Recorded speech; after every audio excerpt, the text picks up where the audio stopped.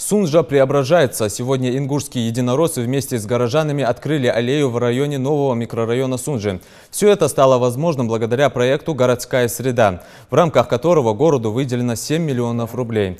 Средства направили на благоустройство дворов многоквартирных домов, куда вошло также строительство детских площадок и ритуальных домов. В этом году в программу включены все 5 городов республики и 3 района Ингушетии. В 2018-м единороссы обещают продолжить преобразование в регионах страны. По этой программе у нас 3 объекта построено.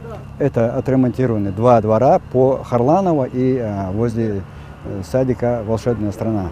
Там благоустроены дворы, построены детские площадки и построен небольшой дом для проведения там ритуальных каких-то мероприятий.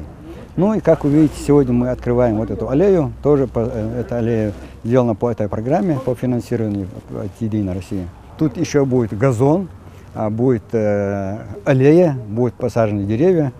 Ну, тут рядом у нас школа. Ну, будет очень красиво.